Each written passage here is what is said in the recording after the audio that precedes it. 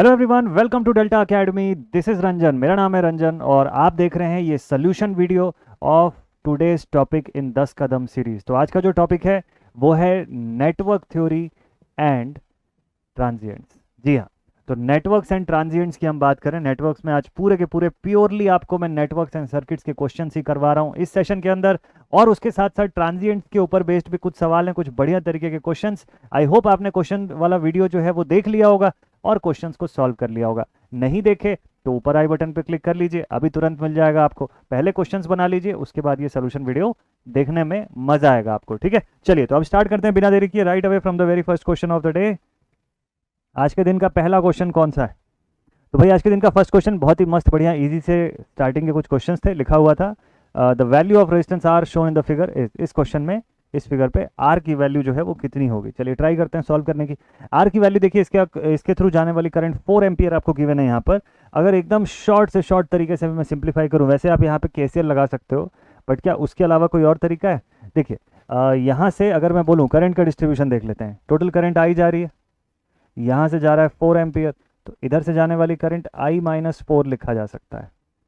ठीक है, केसीएल का ऑल्टरनेटिव कोई दूसरा तरीके से मैं आपको करने बता रहा हूँ। ठीक है, तो आप यहाँ पे I-4 लिख सकते हो। तो if this is I-4 current जो कि 7 ओम के रजिस्टर के थ्रू जा रही है, तो यहाँ से आपको वोल्टेज मिल जाएगा। कैसे मिलेगा? चलो मैश एनालिसिस करके देख लेते हैं। यहाँ पे मैश एनालिसिस करूंगा तो I will write 50 minus 6 times of I minus 7 times of I-4 is equal to 0। इसको सिंप्लीफाई कर लेंगे हम लोग। ये हो जाएगा 50 minus 6I minus 7I plus 28 is equal to 0। ये हो जाएगा minus 13I is equal to minus 78, और I की वैल्यू हो जाएगी 78 अपॉन 13। तो इससे आपको I की वैल्यू मिल जाएगी। होपफुली ये वैल्यू कितनी आ रही है? 6 के आसपास आ रही है क्या? एक बार आप लोग कैलकुलेशन वाला पार्ट जो है इसको बढ़िया से चेक कर लीजिएगा। तो 13 के साथ इसको डिवाइड कर लिया मैंने, 6 आ गई मेरी I की वैल्यू। ये फाइंड करने से फ़ायदा क्या हुआ? तो 5 नहीं, सॉरी, दिस इज 6। तो 6 में से 4 चला गया, मतलब यहाँ का करंट आपको मिला कितना? 2 एम्पियर का। अब ये जो 2 एम्पियर का करंट है, ये जब 7 ओम से मल्टीप्लाई हुआ तो वोल्टेज कितने का बना है? 14 वोल्ट्स का। मतलब आपको पोटेंशियल मिल गया इस सेक्शन का, कितना है? 14 वोल्ट है। अब 14/4 कर दोगे, आपका आंसर आ जाएगा। Your answer will be 14/4। ठीक है, दिस इज 3.5। पहला ऑप्शन जो है वही आपका एकदम सीधे करेक्ट आंसर है। अच्छा, केसीएल लगा के भी कर सकते थे क्या? बिल्कुल बना सकते थे। ठीक है, केसीएल लगाते आप यहाँ पर पोटेंशियल ले लेते और इसके अक्रॉस जो भी पोटेंशियल लेते आप, जैसे VA लेते तो VA-50/6 VA/7, और यहाँ की करंट लिख देते, उससे भी बन जाता। बहुत मस्त से इजीली बन जाता है यार। ऐसा नहीं है केसीएल से डिफिकल्ट, केसीएल से भी बहुत अच्छा है, उससे भी बढ़िया से सॉल्व होगा। अगर आप चाहें उस मेथड से भी कर सकते हैं। देखिए केसीएल लगाएंगे ना, यहाँ पे आप VA ले लीजिए, आप लिखते हैं VA-50 divided by 6 plus VA/7 plus 4 is equal to 0। अब इसका एलसीएम लेके सिंप्लीफाई, जितना ऑलमोस्ट जितना इसमें मेहनत लगा उतना ही ऑलमोस्ट उसमें भी एफर्ट लगता है आपको। ठीक है, कर सकते हो सॉल्व। चलिए नेक्स्ट क्वेश्चन पर चलते हैं। तो एकदम मस्त तरीके से आप लोग क्वेश्चन बना सकते हैं। लिखा हुआ है सेकंड क्वेश्चन में, the current through 120 ohm resistor, the current through 120 ohm resistor in the circuit shown in the given figure. इस सर्किट में, अरे ये तो बहुत ही सीधा क्वेश्चन है यार, एकदम डायरेक्ट सवाल है। देखिए दोनों जगह करंट सोर्स दे रखा है आपको, और जब करंट सोर्स दे रखा है तो डायरेक्टली सिंप्लीफाई करिए आप। 120 के लिए क्यों चिंता कर रहे हैं? तो आपको देखिए 25/7 एम्पियर यहाँ दिया हुआ है, एक डाउनवर्ड एक अपवर्ड है, डायरेक्शन में तो माइनस ही होना है, तो मैं 4/7 यहाँ लिख लेता हूँ। 25 में से 4 चला गया, बेसिस तो सेम ही है। 21/7, 7 3 21, 3 एम्पियर आनी है। अब प्लस माइनस का कोई सीन इसके अंदर दिया नहीं है, तो मैं भी टेंशन नहीं ले रहा हूँ प्लस माइनस के लिए। ठीक है, तो जो बड़ी करंट है उसके हिसाब से हमको बेसिकली, अगर डायरेक्शन बना के दिया होता कि करंट इसी दिशा में लगाओ और एक वैल्यू में +3 दूसरे में ऑप्शन में -3 दिया होता, तब थोड़ा और ज़्यादा ध्यान से हम लोग सॉल्व करते। बट यहाँ ऐसा कुछ नहीं करना है आपको, बस इतना बोला करंट बताओ, डायरेक्शन स्पेसिफिक नहीं है, तो आप भी डायरेक्शन के लिए टेंशन मत लीजिएगा। ठीक है, चलिए तो 3 ampere is the right answer. बहुत ही छोटा सा बढ़िया सा सवाल, जेई का पेपर PGCIL के लिए जो बच्चे पढ़ रहे हैं, ऐसे छोटा छोटा क्वेश्चन भी आपको दिखेगा, है ना। अब बड़े क्वेश्चन में किस तरीके के आएंगे, डिपेंडेंट वाले कैसे क्वेश्चन हो सकते हैं, वो सारा वैरायटी है आज के सेशन में। आपको छोटे क्वेश्चंस जो जेई के पेपर में 1 मार्क्स में आते हैं उस लेवल के भी सवाल मिलेंगे। आज के सेशन में आपको ट्रांजिएंट के बड़े बड़े क्वेश्चंस भी मिलेंगे, और तीसरे नंबर पे आपको डिपेंडेंट सोर्स के मिडिल ऑर्डर के क्वेश्चंस जो है वो भी मिलेंगे आपको, ठीक है। चलिए सेकंड के बाद हम लोग आ गए थर्ड क्वेश्चन पे। तीसरा सवाल जो है भाई ये क्या बता रहा है, लिखा हुआ in the circuit shown below the value of V S is 0 when I is 4 ampere. ये रहा अपना वी एस, बोलता है ये वी एस की वैल्यू 0 है जब यहाँ आई की वैल्यू 4 एम्पियर हो जाती है, ठीक है। The value of I when V S is 16 volts is, अब आई का पता लगाओ जब वी एस की वैल्यू 16 हो जाएगी तब कितने का होगा। चलिए इसको बोर्ड पर लेकर के चलते हैं, इसको सॉल्व करते हैं, ठीक है। हाँ जी, तो ये आ गया हमारा सर्किट यहाँ बोर्ड पर। अब इसको सिंप्लीफाई कर लेते हैं। केस 1 देखिए, फर्स्ट केस एकदम आराम से मस्त से आपको बताऊंगा ये।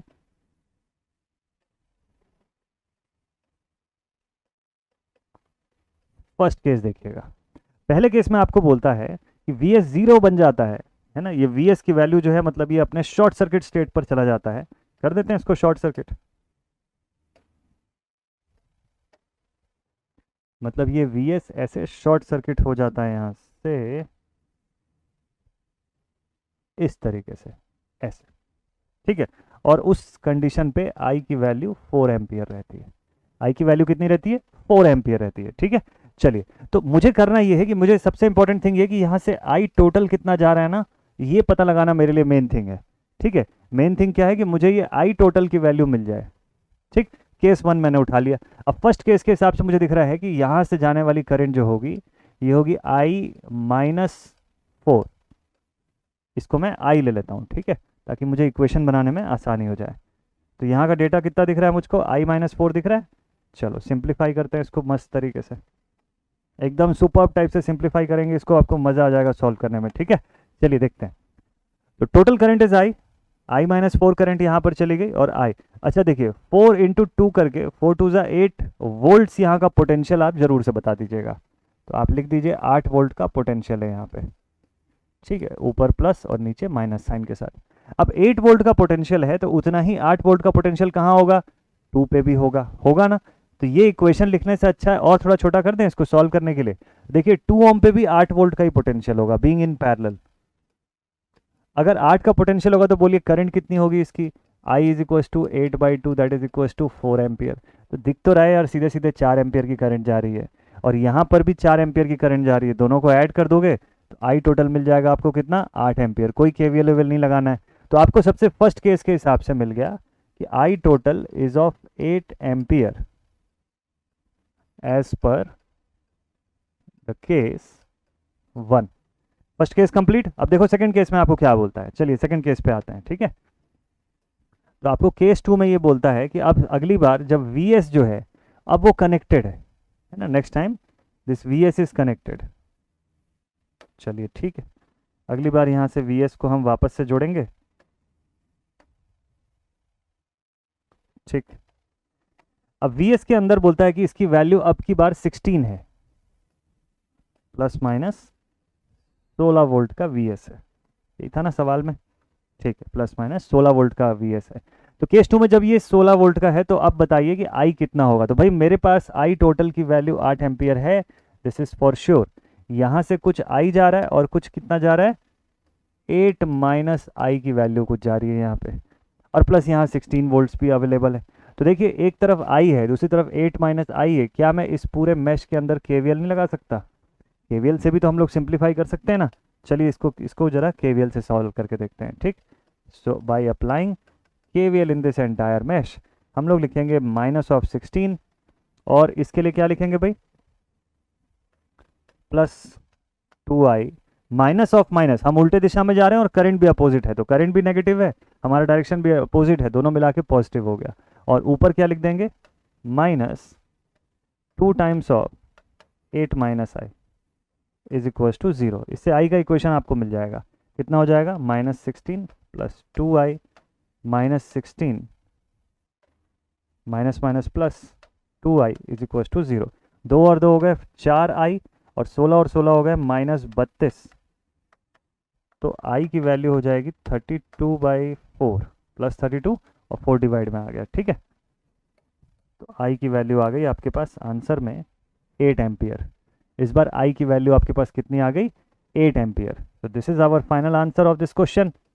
इस सवाल में यही पूछा था कि जब वी एस 16 वोल्ट का हो जाएगा तब बताओ आई कितना होगा? 8 एम्पियर का हो जाएगा। ठीक है, डायरेक्टली आप बता सकते हो। तो फर्स्ट केस का टोटल करंट निकालने में आपको कुछ नहीं करना है, इवन कॉपी पेन भी उठाने की जरूरत नहीं है, डायरेक्टली आप कैलकुलेट कर सकते हैं। ठीक है, उसके बाद आप इसको रिमूव कर, उसके बाद आप इसको अप्लाई कर दीजिए। चलिए नेक्स्ट क्वेश्चन पर आते हैं। तो दूसरा क्वेश्चन इसी के साथ होता है, सॉरी तीसरा क्वेश्चन इसी के साथ होता है कंप्लीट। अब हम लोग पहुंच गए अपने क्वेश्चन नंबर 4 पर। चौथे सवाल पे आते हैं। फोर्थ क्वेश्चन, यहां पे लिखा हुआ है the power delivered by 24 volt source in the circuit shown in the figure will be how much. 24 volt का सोर्स जो है कितना पावर डिलीवर कर रहा है सर्किट को। डिपेंडेंट सोर्स साथ में दिया हुआ है, बट टेंशन की कोई बात नहीं। 2 IR लिखा हुआ है, IR यहाँ पे करंट है। ठीक है, बहुत ही बढ़िया। KCL से बना सकते हैं, बिल्कुल बना सकते हैं। यहाँ पर आप ये भी बोल सकते हैं कि सर यहाँ पे तो 24 वोल्ट है पहले से, सवाल में ही दिया हुआ है। ठीक, और 24/6 करेंगे तो करंट भी मिल जाएगी, ये भी बात तय है। तो IR की वैल्यू कितनी है? 4 एम्पियर। कैसे आया? 24/6 करके आया। यहाँ 24 था, 6 मैंने डिवाइड कर दिया साथ में। अच्छा, तो IR की वैल्यू नोन है ना, तो 4 है, तो यहाँ पे पुट कर दो, 4 2 8 हो गया। वो करंट सोर्स 8 एम्पियर का, यहाँ से 4 एम्पियर जा रही है, तो फिर टोटल कितनी करंट होगी? 8 और 4 12 एम्पियर। अच्छा, तो power delivered is equal to 24 into 12। 12 4 जा 48, 8 4 12 2 जा 24 और 4 28। कंप्लीट हो गया क्वेश्चन। दूसरा तरीका एक और था, इंटेलिजेंस के हिसाब से। अब ब्रांच की अलग अलग पावर फाइंड कर लीजिए। अब 8 है, यहाँ का पावर फाइंड कर लीजिए। उससे नहीं पता चल रहा है तो यहाँ का वोल्टेज 24 है, इधर का भी वोल्टेज आप बोल लो 24। ठीक है, यहाँ का पावर निकाल लो, इसका पावर निकाल लो। ये तो 4 है ही है। ठीक है, ये तो 4 है ही है। या तो फिर यहाँ का वोल्टेज भी आपके पास है ही है, इससे इसका पावर निकाल लो, दोनों पावर को ऐड कर दो, पावर डिसिपेटेड मिल जाएगा। लेकिन क्यों इतनी मेहनत करना? आप जब पावर डिलीवर्ड निकाल सकते हो आसानी से, तो वही सॉल्व करिए ना।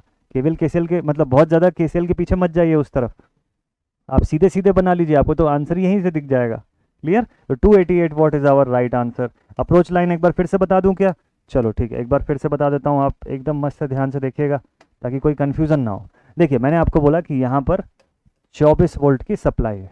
ठीक, तो IR की वैल्यू तो मुझे यही मिल गई ना, कितनी मिल गई? 4 एम्पियर मिल गई। कैसे? 24 और 6 के डिवीजन से। अच्छा, अगर ये 4 है तो इधर की करंट बताओ, 2 टाइम्स ऑफ IR मतलब 8 एम्पियर। तो 8 और 4 टोटल करंट मुझे मिल गई कितनी? 12 एम्पियर। और 12 और 24 का यूज़ करके मैं पावर नहीं बता दूंगा। देखिए, पावर डिलीवर्ड पूछा ना, 24 V into I into 12, that is 288 what. जब सीधा आंसर निकल रहा है तो क्यों इतनी मेहनत करना आपको? D option is the right answer of this question. एकदम ईजीएस्ट पॉसिबल वे से आपको बता रहा हूँ। तरीके बहुत है, 10 तरीके से बना सकते हो आप इस क्वेश्चन को, ये शायद उससे भी ज़्यादा, लेकिन ज़रूरत है नहीं आपको ये सब कुछ करने की। ये सबसे ईजीएस्ट पॉसिबल वे जो है उससे आप बनाइए ऐसे क्वेश्चंस को। ठीक है, कोशिश करिए जितना कॉपी पेन का कम इस्तेमाल करना पड़े। जब बड़े क्वेश्चन आ जाएंगे तब तो करना ही है यूज़। ठीक है, चलिए नेक्स्ट क्वेश्चन पर आते हैं हम लोग। अब अगला सवाल आपके सामने, और ये क्वेश्चन नंबर 5 है। लिखा हुआ in the given circuit for the voltage V Y to be zero. Voltage V Y यहाँ पर है, इसको अगर जीरो माना जाए, the value of beta should be how much. तो फिर इस कंडीशन पर बीटा की वैल्यू जो है वो कितनी हो जाएगी? ठीक है भाई, चलिए देखते हैं इस क्वेश्चन को, जरा ले करके चलते हैं नेक्स्ट पेज पर और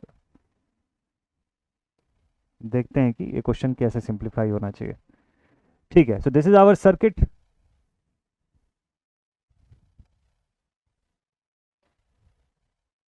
और इस सर्किट को मैं थोड़ा सा अलग कर देता हूँ इस क्वेश्चन के अंदर से, ताकि इसको अलग से हम लोग सिंप्लीफाई कर सकें।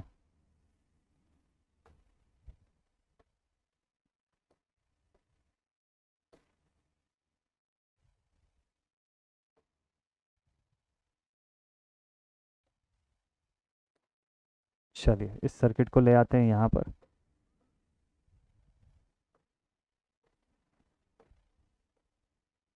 चलो ठीक है, जैसा भी है इसको यहाँ पे एक्सपेंड करते हैं। आई होप आप लोग को एकदम मस्त से विजिबल होगा ये।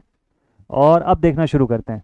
तो here we have V X, यहाँ पे हमारे पास वी वाई की वैल्यू 0 वोल्ट से पहले ही पुट कर दीजिए इसको। ठीक है, अब चलिए वी एक्स का जरा इक्वेशन सिंप्लीफाई करा के बताता हूँ आपको। एक काम करते हैं, वी एक्स के लिए पहले हम लोग इसकी वैल्यू पता लगाने की कोशिश करते हैं। कैसे फाइंड आउट करेंगे? KCL अप्लाई करते हैं सीधे। KCL एट वी एक्स या एट नोड एक्स। ठीक, तो ये हो जाएगा हमारे पास V X minus 6 divided by 1 plus V X by 4 plus V X by 2 equals to 0। ठीक है ना। बहुत देर से केसीएल से सॉल्व कुछ नहीं किए थे, चलिए अब एक में तो केसीएल लगाते हैं एटलीस्ट। तो ये हो जाएगा 4 times of V X minus 24 plus V X plus 2 times of V X is equals to 0। बहुत ही बढ़िया। वी एक्स की वैल्यू टोटल में कितनी आ गई, 4 और 1 5 और 2 7, 7 V X is equals to 24 and V X is equals to 24/7। तो यहां तक तो वी एक्स की वैल्यू मिल गई हमको, कितनी, 24/7। ठीक, इससे क्या हेल्प मिलेगा आपको, देखो क्वेश्चन में क्या फाइंड करने बोला है, आपको बोलता है कि जब वी वाई 0 है तो बीटा की वैल्यू कितनी होनी चाहिए। तो बीटा की वैल्यू जो है वो वी एक्स के साथ ही एसोसिएटेड है। अगर आप ध्यान से देखेंगे तो beta is directly associated with V X. ठीक, तो इस पॉइंट का अगर मैं छोटा सा केसीएल का एक फॉर्म लिखने की कोशिश करूं तो कैसे लिख सकता हूं। देखिए अब वी एक्स तो पता चल गया मुझको, तो आई कैन से इस सेक्शन की करंट अगर मुझे लिखनी होगी तो मैं लिखूंगा current I dash is equal to, मान लो इसका नाम मैं आई डैश रखता हूँ। ठीक है, इस ब्रांच की करंट को अगर मैं एक्सप्रेस करूँ केसीएल के हिसाब से तो I will have to write 0 for V Y minus beta times of V X divided by 3।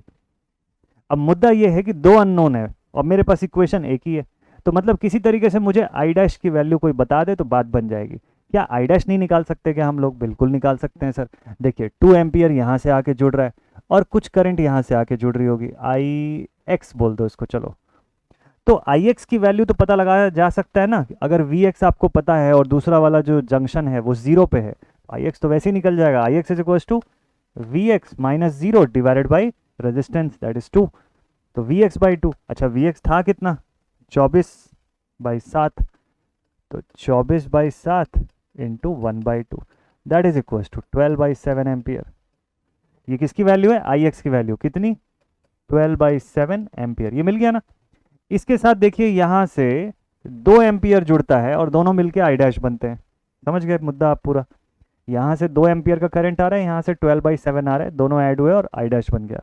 तो मैं लिख सकता हूँ कि फिर आई डैश की वैल्यू 12/7 प्लस 2 हो जानी चाहिए। 7 2 14 और 10 24 और 2 26/7 एम्पियर। ये मेरा आई डैश है, कितना, 26/7 एम्पियर। इतना आ गया। तो अब बोलिए इसी इक्वेशन में पुट करके, यहाँ पर पुट करके क्या बीटा नहीं मिल जाएगा, जब वी एक्स भी नोन है तो बिल्कुल मिल जाएगा। तो आप लिखेंगे आप I dash is equal to, अब आई डैश मत लिखिए, सीधे इसकी वैल्यू लिखिए आप कि 26/7 is equals to 0 minus beta V X upon 3। अब इसको सॉल्व कर दीजिए आप, देखिए आपका आंसर आ जाएगा, बीटा की वैल्यू यहीं से मिल जाएगी। आप बोलेंगे V X, sir V X तो नोन है ना, ये देखिए वी एक्स की वैल्यू निकाल चुके हो आप, 24/7 पुट कर दीजिए वहाँ पे, पूरा का पूरा डेटा सिंप्लीफाई हो जाएगा। ये 3 को उधर भेज दीजिए, this will be 26/7 into 3 is equals to minus beta V X. चलो वी एक्स भी लिख देते हैं, वी एक्स की वैल्यू जो है इसको भी लिख देंगे और उधर भेज देंगे, 26/7 इंटू 3 इंटू 7/24। ये देखिए 24/7 था, दूसरी तरफ भेजे 7/24 हो गया and this is equals to beta. ठीक है, और 7 7 कैंसिल आउट कर दिए, 3 1 जा 3 8 जा, और 26/8 जो है that is the value of beta, that is the value of beta. 8 3 जा 24 और 25 26 20, तो 8 2 जा 16, 8 3 जा 8 2 जा 3.25 के आसपास, 3.25 के approx, 3.25 is the right answer. तो समझ गए ना कि बीटा की वैल्यू आप कैसे फाइंड आउट कर रहे हो, बहुत ही मस्त तरीके से सॉल्व करेंगे। बस एक चीज ध्यान रखिएगा, वी वाई जो है आपका ये 0 पर है। ठीक, अगर वी वाई 0 पर है तो आप डायरेक्टली सॉल्व कर सकते हैं। फिर वी वाई की वैल्यू मतलब ऑलरेडी 0 है, ये आपका रेफरेंस है ही है, तो इधर कुछ सोचना नहीं है आपको, एक ही जंक्शन है जिसके लिए सिंप्लीफाई करना था आपका, बन जाएगा क्वेश्चन। चलिए नेक्स्ट क्वेश्चन पर चलते हैं। तो केसीएल इस टाइप की जगहों पर, इस टाइप के क्वेश्चन के लिए बहुत ही इफेक्टिव साबित होगा। चलिए अगला सवाल लेते हैं। नेक्स्ट क्वेश्चन बहुत ही बढ़िया सा सवाल है, आई होप इसको आप लोग पहले बना लिए होंगे खुद से, जब क्वेश्चन वीडियो आप देखे होंगे तो इस क्वेश्चन को प्रॉपरली सॉल्व कर चुके होंगे और अभी आंसर का इंतजार कर रहे हैं कि क्या आंसर है इसका, है ना। आंसर की आपको डिस्क्रिप्शन बॉक्स पर मिल चुकी है ऑलरेडी। टाइम फ्रेम पर आपको ये सारे के सारे क्वेश्चंस दिख रहे होंगे, कमेंट सेक्शन पे आप देख लीजिएगा, पिन कमेंट में टाइमलाइन गिवन है, तो जो स्पेसिफिक सवाल देखना है उसी को क्लिक करके आप देख सकते हैं। चलिए अब यहाँ पर देखते हैं सवाल का सोल्यूशन, इसको तो बोर्ड पर ले जाना बनता है। ठीक, ये क्वेश्चन आ गया हमारा इस पेज पर और देखते हैं इसको क्या करना है। लिखा हुआ है इस सर्किट में मैक्सिमम पावर डिलीवर करना है हमको किस पर, आरएल पर। तो उसके लिए उसकी वैल्यू कितनी होनी चाहिए भाई? नॉर्मली हम लोग जानते हैं कि RL is equal to, RL should be equal to, RL should be equal to Z T H. इस सर्किट का जो भी जेड टी एच निकल रहा होगा उसके बराबर लाएंगे, मतलब उसके मॉड के बराबर जब लेकर के आएंगे तो आरएल की वैल्यू मिल जाएगी आपको कि कितनी होनी चाहिए। चलो जेड टी एच निकालने के लिए क्या क्या कंडीशन दिया हुआ है आपको? इंडक्टर दिया है, कैपेसिटर दिया है, यहाँ पर 2 ओम का रेजिस्टेंस दिया है। ठीक है, इंडक्टर और कैपेसिटर सीरीज में है, 2 के साथ पैरेलल में है, और ओमेगा की वैल्यू दे रखा है। ठीक, अगर मैं यहाँ से एक न्यू सर्किट बनाऊँ, सपोज कर लीजिए यहाँ से मैं एक न्यू सर्किट में इसको एक्सप्रेस करूँ, तो ये सर्किट कैसी हो जाएगी? देखिए ये सर्किट आपको कुछ ऐसी दिखेगी सिंप्लीफाई होने के बाद। ठीक है, ये 2 ओम का सेक्शन है। आरएल को तो मैं ओपन कर दूंगा बिकॉज इसी 2 पॉइंट्स के बीच में मुझे आरटीएच फाइंड करना है। यहाँ पे हमारा इंडक्टर है, ये पोर्शन कैपेसिटर का, और ये ज्वाइन हो जाएगा। चलिए, तो ये हमारा इंडक्टर, यहाँ पर कैपेसिटर, रेजिस्टेंस का पोर्शन, और ये जो दोनों सेक्शंस आपको दिख रहे हैं इसको मैं शॉर्ट सर्किट करूंगा। क्यों? इक्विवेलेंट फाइंड कर रहा हूं तो मुझे वोल्टेज की कोई जरूरत नहीं है। ठीक है, अब इन दो बचे हुए पॉइंट्स के बीच क्या फाइंड करना है आपको? आपको जेड टी एच फाइंड करना है। ठीक है, mod of Z T H between these 2 points, मतलब इस तरफ। तो भाई रेजिस्टेंस कितना दिया है क्वेश्चन में? रेजिस्टेंस 2 ओम है, इसको छोड़ दीजिए।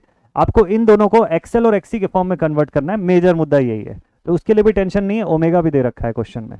देखिए XL is equal to J omega L लिखेंगे आप, that is equal to J, omega की वैल्यू कितनी है? 1 के, 1 इंटू 10⁻³ और एल की वैल्यू कितनी है? 4 मिली फैरेड है। फैरेड 4 मिली हेनरी होगा ना? Okay sorry, this is 4 milli henry. Okay, अब ठीक है, इंटू 4 इंटू 10⁻³ तो ये तो कट गया। अब आपके पास बचा एक्सएल की वैल्यू प्लस जे प्लस 4 माइनस 4, तो J4 ओम्स। ये एक्सएल की वैल्यू आ गई आपके पास। क्लियर है? सिमिलरली एक्सी को कैसे लिखोगे आप? 1/j ओमेगा सी लिखोगे, and this is further equals to 1/j, omega की वैल्यू कितनी? 1k, तो मतलब 1 into 10⁻³ sorry 1 into 10⁻³ into capacitance की वैल्यू कितनी गिवन है आपको? 0.5 इंटू 10⁻³ इतना फैरेड में दिया हुआ है। तो अब आप इसको कैंसिल आउट कर दो, ये दोनों 10 के पावर जो है वो हट गए, आपके पास बचा 1/j 0.5। तो एक्सी की वैल्यू जो है, ये जे को ऊपर भेजोगे आप तो ये माइनस जे इनवर्स, उसके बाद माइनस जे बन जाएगा, और 0.5 मतलब 1/2 ऊपर जाके बन जाएगा 2, तो -j2 ओम्स। तो एक्सएल एक्सी दोनों आ गया। ये देखिए, इसको आप -2j ओम्स लिख दीजिए, इसको आप J4 ओम्स लिख दीजिए। बात बन गई यहाँ से। अब सॉल्व करते हैं, चलिए। तो अब ये दोनों डेटा आपके सीरीज में है, इनका कॉम्बिनेशन पैरेलल विथ 2 ओम्स। तो सीरीज में जब मैं इनको सॉल्व करूंगा तो कितना बचेगा? Series impedance. अब आप सोच रहे होंगे कि सर यहाँ से मैग्नीट्यूड वगैरह लेके एंगल वेंगल लेके इसको सॉल्व करेंगे। कुछ नहीं करना है, सब सीरीज में है ना, सीधे सीधे। मैं इतना क्यों करूँ? जे के फॉर्म में मैंने लिखा ही इसीलिए कि सॉल्व करना ईजी हो जाए। सीरीज इम्पीडेंस ZS की वैल्यू मेरे पास आ गई 4 - 2 that is equal to 2J ohms. अब ये किसके साथ है? पैरेलल विथ 2 है, पैरेलल विथ 2 ओम है ना। चलो सॉल्व कर लेते हैं। तो Z टोटल या ZTH आप बोल लो is equal to 2 into 2J upon 2 plus 2J। so this value is 2 2 is 4J divided by 2 को कॉमन निकाल लो, 1 प्लस J ऐसा हो जाएगा। इसको कैंसिल आउट कर लो, this will be 2J upon 1 plus J। लेकिन मुझे ना ये वैल्यू नहीं चाहिए, मुझे मॉड चाहिए, और कैल्सी मान लो अलाउड नहीं है। अब मुझे मैनुअली बनाना है, तो ठीक है, फिर इस कंडीशन में मैनुअली भी बना लेते हैं। देखिए 2J का तो कुछ नहीं करना है आपको, 0² प्लस 2² आपका 2 ही बचेगा ऊपर, डिवाइडेड बाई, देखिए मैं क्या कर रहा हूँ, मॉड ऑफ ZTH निकाल रहा हूँ, डिवाइड बाई √1 का स्क्वायर प्लस 1 का square that is equal to √2। तो नीचे बचेगा मेरे पास √2 के फॉर्म में। ठीक है, √2 के फॉर्म में डेटा बचेगा, और एंगल आएगा यहाँ से, इसको सिंप्लीफाई करेंगे तो एंगल 45 डिग्रीज के आसपास आएगा। वैसे एंगल रखने की कोई ज़रूरत नहीं है इस सवाल में, तो कोई ज़रूरत नहीं है फिलहाल के लिए। अब इससे मैं और कैंसिल आउट करूँगा तो मेरे पास बचेगा √2, ये ऊपर जाएगा, एट एन एंगल 45 डिग्री, लिखने की जरूरत नहीं है, ओम्स। तो this is my final answer, यही क्वेश्चन में पूछा है मुझसे। ठीक है, ये पूरे सवाल के अंदर यही चीज़ पूछा है कि मैक्सिमम पावर डिलीवर करने के लिए आर की वैल्यू किसके बराबर होनी चाहिए। तो आर की वैल्यू जो है वो ZTH के बराबर होनी चाहिए, मॉड ऑफ ZTH के बराबर, और मॉड ऑफ ZTH मेरे पास है √2। तो ये मेरा राइट आंसर हो जाएगा, जो कि इस गिवन क्वेश्चन में दिया हुआ है ऑप्शन सी पर। चलिए, तो अब चलते हैं हम लोग अपने नेक्स्ट क्वेश्चन पर। अगला सवाल, क्वेश्चन नंबर 7 आप सबके स्क्रीन पर। 7वां सवाल, इसको फटाफट से रीड करते हैं। लिखा हुआ है इसमें कि जो गिवन नेटवर्क है इसका इक्विवेलेंट थेवेनिन्स वोल्टेज और इक्विवेलेंट थेवेनिन्स इंपेडेंस, दो चीज़ें आपको फाइंड करनी है। तो चलिए स्टार्ट करते हैं। सबसे पहले इजीएस्ट पार्ट जो है इस क्वेश्चन के अंदर जो मुझे दिख रहा है वो है थेवेनिन्स इक्विवेलेंट वोल्टेज का। तो यहाँ पर मैं लिख लेता हूँ ओपन सर्किट वोल्टेज VOC या VTH, Thevenin's equivalent voltage between these 2 points. इसके लिए देखिए ये वाला पोर्शन आपको क्लियर रहना चाहिए। इस करंट की वजह से यहाँ से जाता हुआ करंट कितना है, 5 इंटू 10, यहाँ पे मुझे मिल गया 50 वोल्ट का सेक्शन। ठीक है, और इधर का वोल्टेज कितना हो जाएगा, 3 इंटू 5 दैट इज 15 वोल्ट। इधर माइनस इधर प्लस, तो 50 और 15 दोनों मिला करके VTH की वैल्यू तो मुझे वैसे ही मिल गई 65। तो VTH is equals to 65 volts. ये चीज़ बहुत आसान है, इसको मैनुअली आप खुद से डायरेक्टली बता सकते हो। तो मतलब दो गलत ऑप्शंस को हटा दीजिए आप, आपके पास या तो आंसर ए होगा या तो आंसर डी होगा। ठीक है, अभी क्लैरिटी नहीं है, उसके लिए RTH फाइंड करना होगा। तो चलिए पहले आप क्वेश्चन के अंदर से RTH फाइंड करते हैं। तो RTH फाइंड करने के लिए इस सवाल को लेकर के चलते हैं बोर्ड पर, और ये पहुंच गए हम लोग अपने बोर्ड के स्क्रीन पर। और अब इस पे देखते हैं कि RTH कैसे फाइंड होगा। RTH फाइंड करने के लिए आपको करना ये है कि सबसे पहले तो इस सेक्शन को कर दीजिए शॉर्ट सर्किट। दो तरीका बताऊंगा आपको इस पूरे क्वेश्चन के सोल्यूशन के दौरान, दोनों में से जो भी मेथड आपको अच्छा लगे दोनों से सॉल्व कर सकते हैं आप। ठीक, तो let us find the value of ISC। Short circuit current जरा फाइंड करते हैं। ओपन सर्किट वोल्टेज आ गया, शॉर्ट सर्किट करंट निकाल लेंगे। आर की वैल्यू जो है वो open circuit voltage divided by short circuit current बन जाएगा। चलिए ठीक है, कैसे सॉल्व करें। यहाँ तक 5 एम्पियर की करंट है, इधर I1 चला गया, तो इस लाइन में कितना जा रहा होगा, 5 माइनस I1 जा रहा होगा। ठीक है, और ये 5 माइनस I1 ही ISC है। ठीक, परफेक्ट। चलिए, बहुत ही बढ़िया, बहुत ही बढ़िया, एकदम मस्त सुपर्ब तरीके से आप लोग सॉल्व कर सकते हैं ऐसे क्वेश्चंस को, टेंशन नहीं लेना है। चलिए, तो अब इसके अंदर आप देखिए यहाँ पे इसको क्या लिखेंगे। अगर मैं इसके अंदर KVL लगा दूँ, KVL लगाऊंगा तो यहाँ पे क्या क्या दिख रहा है मुझे, यहाँ दिख रहा है 3 टाइम्स ऑफ I1, क्या लिखा हुआ है 3 times of I1 minus 2 times of 5 minus I1, और इस तरफ क्या लिखूंगा माइनस, और करंट की डायरेक्शन भी अपोजिट है तो माइनस ऑफ माइनस मतलब ये भी प्लस बन जाएगा, तो plus 10 times of I1 is equals to 0। Okay, simplify करिए इसको, सिंप्लीफाई कर देंगे तो हो जाएगा 3I1 minus 10 plus 2 times of I1 plus 10I1 equals to 0। 3 2 5 and 10 15, तो ये हो गया 15I1 minus 10 is equals to 0। So I1 is equals to minus 15 और minus 10, minus minus sign cut गया, 15/10 बच रहा है यहाँ पर। नहीं, 10 पहले गया ना, सॉरी मैंने उल्टा लिख दिया, तो करेक्ट कर लीजिएगा, 10/15 बचेगा यहाँ पर। हाँ, ये सही है। तो दिस इज 5 2 10, 5 3 15, तो 2/3 जो है this is the value of I1। 2/3 ampere मुझे किसकी वैल्यू मिल गई, I1 की वैल्यू मिल गई। कौन सा I1, जो इस मैश के अंदर जा रहा है, यहाँ से जाता हुआ करंट। ठीक है, ये I1 की वैल्यू है। इसी I1 को आप यहाँ पुट कर दीजिए तो आपको ISC मिल जाएगा। तो मतलब ISC कितना होगा, ISC is equal to 5 minus 2/3, तो this is equal to 15 minus 2/3, ये हो गया 13/3 एम्पियर। क्या आ गया, ISC आ गया। अब बोलिए RTH निकाल लेंगे आप।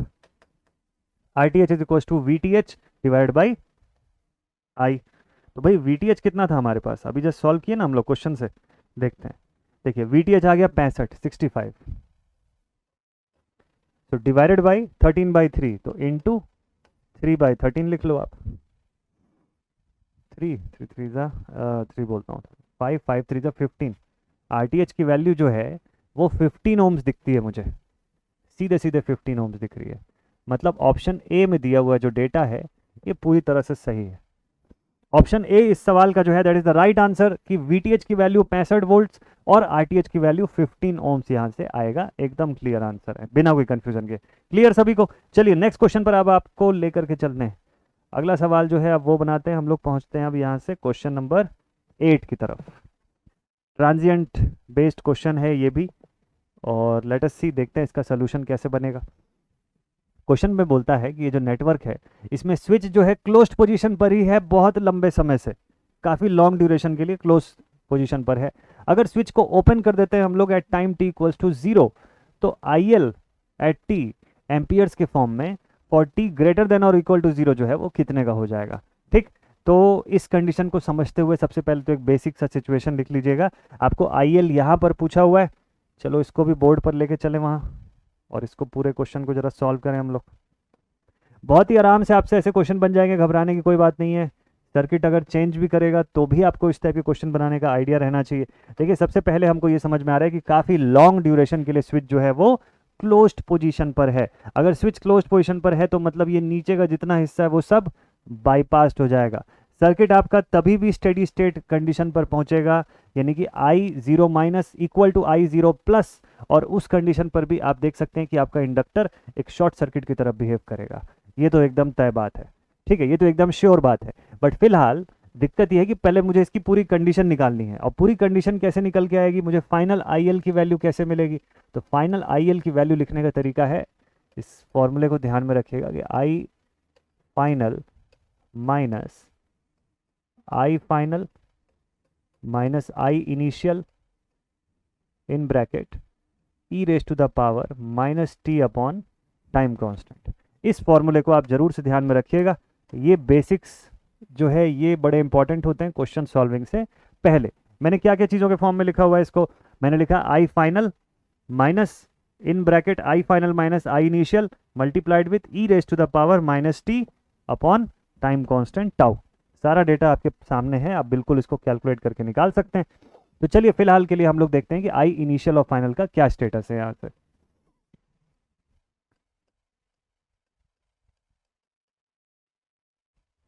इनिशियली, शुरुआत में इनिशियली यहाँ पर क्या चीज़ हो रहा है, ठीक है। तो इनिशियली हमारा स्विच बंद है, इनिशियली जो है बोलता है कि स्विच क्लोज्ड है। अगर ये स्विच क्लोज्ड है तो अगर इन दो पॉइंट्स के बीच मुझे 10 वोल्ट दिखता है तो ये तो शॉर्ट सर्किट की वजह से ये तो बाईपास हो गया, यहाँ तो कुछ नहीं होना है। यहाँ पे भी मुझे कितना दिखेगा, 10 वोल्ट ही दिखेगा। और अगर 10 वोल्ट दिखेगा तो बताइए करंट कितनी जा रही है। इनिशियली IL की वैल्यू जो है वो कितनी होगी फिर, 10 डिवाइड बाई 1। भाई ये तो शॉर्ट सर्किट है ना स्टडी होने की वजह से, तो ये हो जाएगा सीधे 10 by 1 that is equal to 10 amperes. Initial condition भाई I is equals to I at 0 minus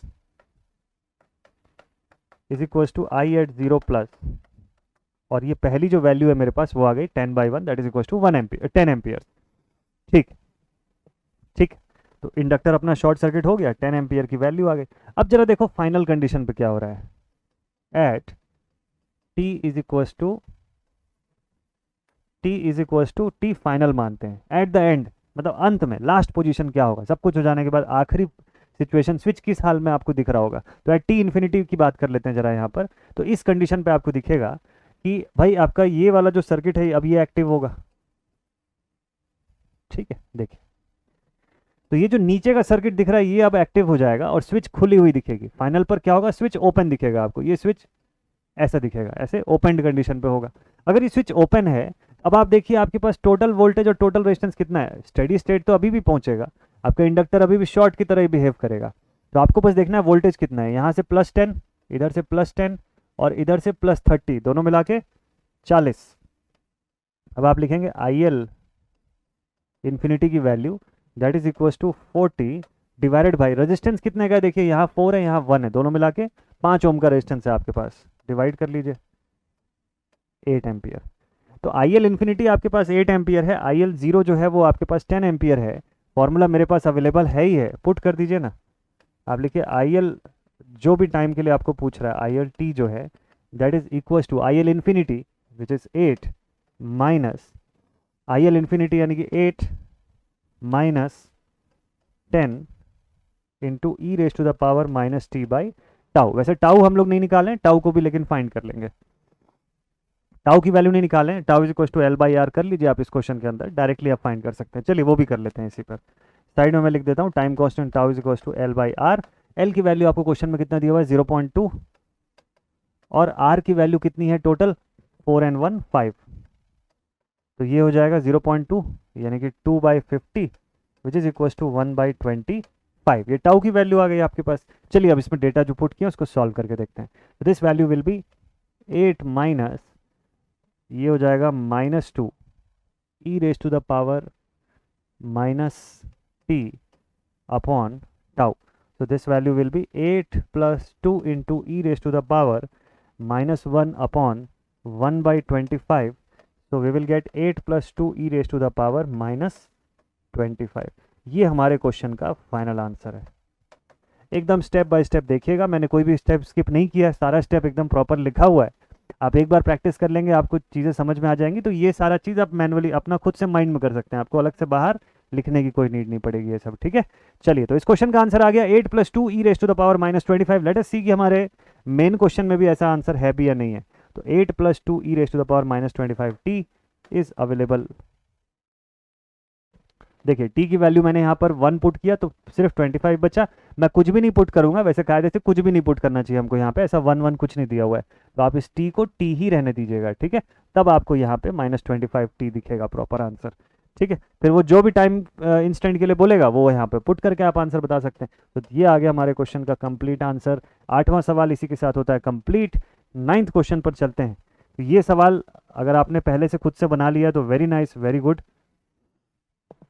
network का ही अगला क्वेश्चन फिर से आया है। नेटवर्क का अगला सवाल बहुत ही अच्छा बड़ा सा क्वेश्चन है, लेकिन इसका सोल्यूशन एकदम छोटा सा है।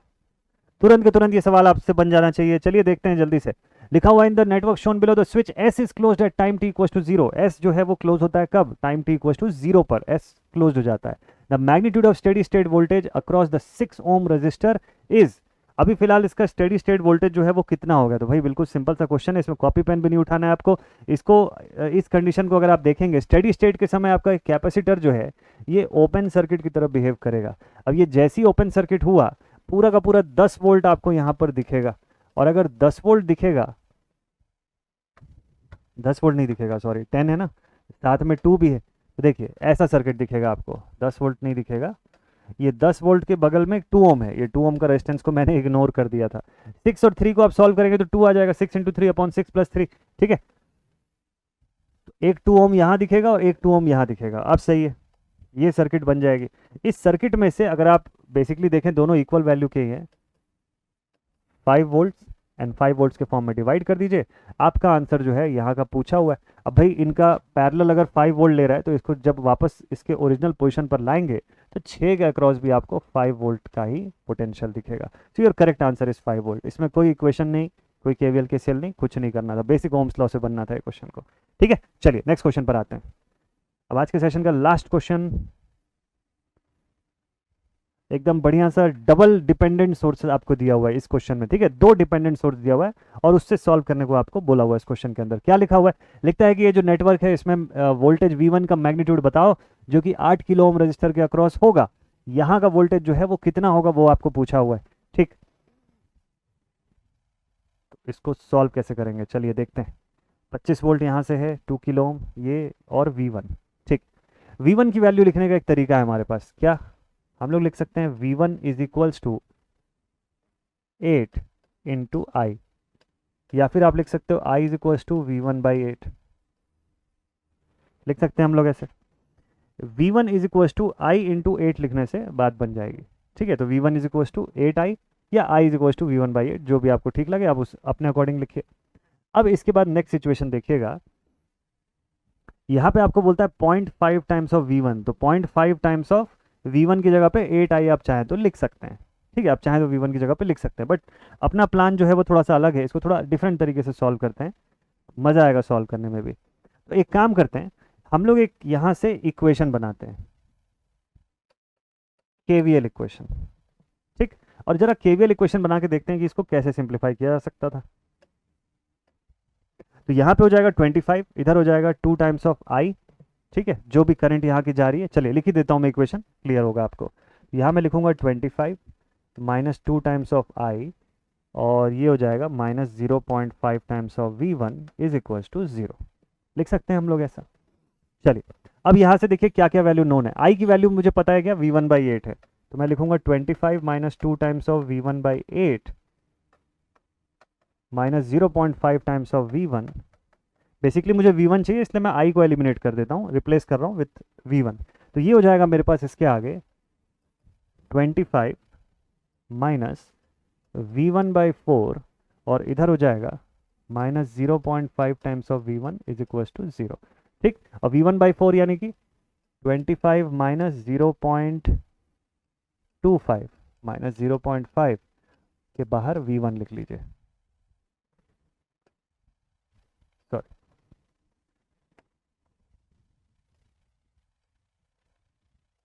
इधर पर भी V1, ठीक, इज इक्वल टू 0। तो 0.25 और 0.5 मिला के मेरे पास हो जाएगा माइनस 0.75। तो I will write V1 is equals to 25 divided by 0.75। इसको आपको सॉल्व करना है, इसको सॉल्व कर लीजिए, आपका आंसर आ जाएगा। इसको आप हटा दीजिए, डबल जीरो आपने लगा दिया। अच्छा चलो 0.75 को थोड़ा और सुधार लेते हैं, क्योंकि अब हम मैनुअली सॉल्व कर रहे हैं, कैलसी नहीं यूज़ कर रहे हैं मान लो, तो मैनुअली में भी कैसे लिखना चाहिए आपको, आप इसको ना फ्रैक्शन में लिख दीजिए, 25 इंटू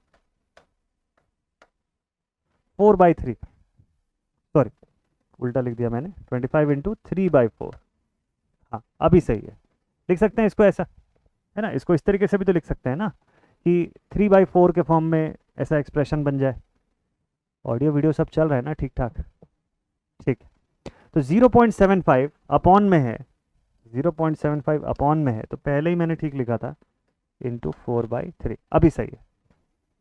तो 25 इंटू 4 डिवाइड बाई 3, तो इसको आप सिंप्लीफाई कर दीजिए, आपका आंसर आ जाएगा। ये आ गया 25 इंटू 4 आ गया 100 डिवाइड बाई 3, तो ये हो गया 33.33 वोल्ट्स, 33.33 वोल्ट्स। तो मतलब कैलकुलेशन पार्ट है, इसको आप लोग कर लेंगे अच्छे से। मैंने रफली बस यहाँ पर आपको थोड़ा सा एक आइडिया बता दिया। मेन इंपॉर्टेंट थिंग ये था कि ये जो डिपेंडेंट सोर्सेस थे इनको कैसे डील करना है, जो दो डिपेंडेंट सोर्स लगे हुए हैं इसको कैसे डील करना चाहिए आपको क्वेश्चंस के अंदर, है ना, किस तरीके से आपको इक्वेशन में या सॉल्विंग फॉर्मेट में कैसे लेकर के आओगे कि वो आपके लिए ट्रबल ना बने, वो आपके प्रॉब्लम को आसान करे, ऐसा ना हो कि वो खुद ही एक दिक्कत बन जाए। तो इसको आप 0.5 V1 या I लेकर के मैं अलग अलग सॉल्व करता तो दिक्कत होती। तो मैंने क्या किया शुरुआत में, इसीलिए मैंने V1 को I के फॉर्म में एक्सप्रेस कर दिया, किसी एक को दूसरे के फॉर्म में एक्सप्रेस करना है ताकि इक्वेशन में 2-3 अननोन ना हो जाए, एक अननोन हो हार्डली, तब उसको सॉल्व करना आसान रहेगा। ठीक है, तो मैंने इस दोनों को एक दूसरे के फॉर्म में एक्सप्रेस करके दिखाया। अब जब मैं KVL इक्वेशन यहाँ पे अप्लाई करूंगा तो इस KVL इक्वेशन के हेल्प से मुझे क्या मिल जाएगा, यहाँ पर ये बेसिक डेटा जो है मेरा V1 के फॉर्म में ले आऊंगा मैं। जैसे देखिए यहाँ पे I भी आया था, V1 भी आया था, तो मेरी चॉइस क्या थी, क्योंकि क्वेश्चन में मुझे V1 फाइंड करने बोला है, तो मैंने इस I को V1 वाले फॉर्म से रिप्लेस कर दिया, रिप्लेस किया, सॉल्व किया, V1 की वैल्यू फाइंड कर लिया। फिर यहाँ से तो कैलकुलेशन पार्ट है, ठीक है, ये आप कर लोगे। मेन इंपॉर्टेंट था यहाँ तक का सेक्शन, ठीक, बना लेंगे आप लोग क्वेश्चंस को। चलिए ठीक है, तो आज का सेशन इसी के साथ होता है यहीं पर कंप्लीट।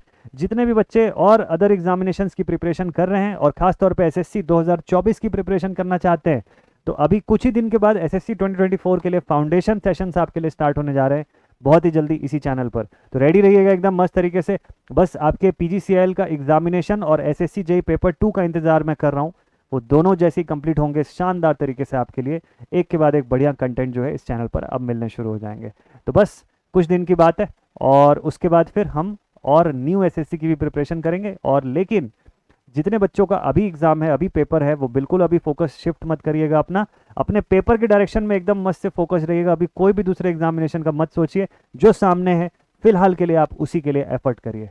मिलते हैं आप सभी से नेक्स्ट सेशन में, एंड आई होप आज के सारे क्वेश्चंस एकदम प्रॉपर आपको समझ में आए होंगे। Take care and thank you so much all my dear students. मिलते हैं आप सभी से अगली क्लास में। जय हिंद।